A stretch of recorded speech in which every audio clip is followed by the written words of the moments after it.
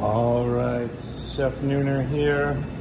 Today we're going to grill up some ribeyes. Each student's going to prepare their own. They will have the following setup: a half sheet tray with 2 sheets of aluminum foil, 1 sheet of paper towel, 1 dry ribeye chef provided. On the top here we've got a little compound butter. I just took softened butter, added a little bit of garlic to it. We've got our salt and pepper for seasoning and my chimichurri for finishing. Over here we've got our grill set up. Underneath we need to make sure that there is water in the pan constantly. That's going to prevent any sort of grease fires.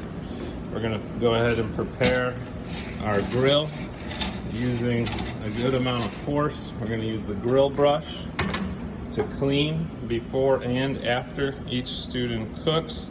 Then we have a rag here that's been treated in oil, tied up, and we're going to prepare the grill grates by brushing them with a little bit of oil. You'll notice a little flare up. That's fine, that's going to burn off here.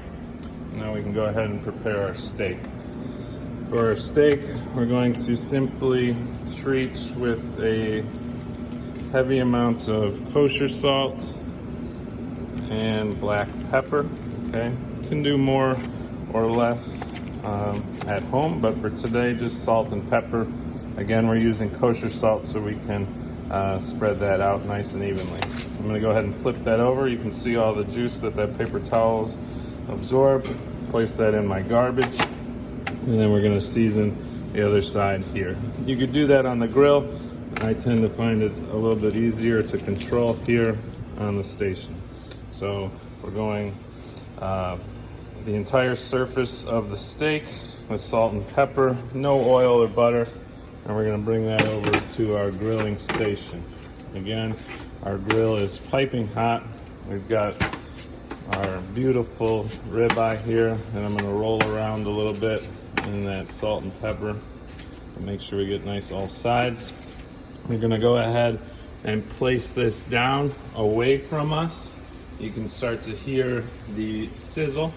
I placed the steak pointed in 1 o'clock or 2 o'clock direction. Those of you who are younger, we'll just call that the top right of your phone screen. Steak this size is probably going to cook 1 to 2 minutes per side. Okay. You'll notice we've got a few flare-ups, but nothing crazy. Okay, if you notice it's starting to flare up intensely, we're going to go ahead and remove it from that area and use a spray bottle to alleviate the flames. So again, 1 to 2 minutes on each side. We'll flip it over, another 1 to 2 minutes, and cook to an internal temperature for me, a final temperature of 135 to 140 for a medium rare to medium. Okay. If you go to pick this steak up and it's sticking, a couple things happen. You didn't prepare your grill grates correctly, or you did not allow it to cook long enough. Okay, as the steak cooks, it's naturally creating its own crust. That crust essentially creates a non-stick release for you. Okay.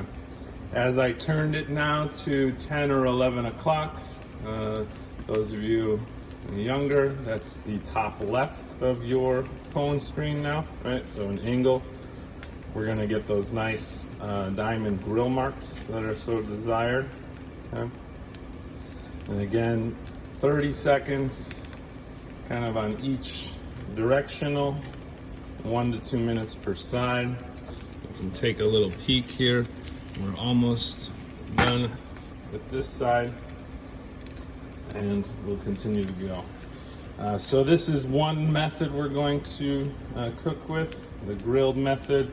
If this were a thicker piece of meat, we'd have to finish it in the oven, but since it's so thin, I'm confident we can finish it here on the grill itself. Okay.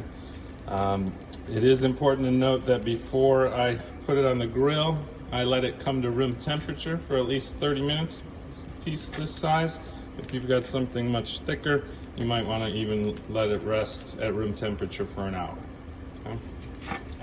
So now we're getting ready to flip onto the other side. Again, we're going onto a different parts of the grill. Okay, each part is a little bit hotter than where we were before, and that's going to give you, again, those nice grill marks that you're looking for. Okay, you can start to see that directional pattern. It's not perfect entirely, but we've got some good flavor going here. Okay.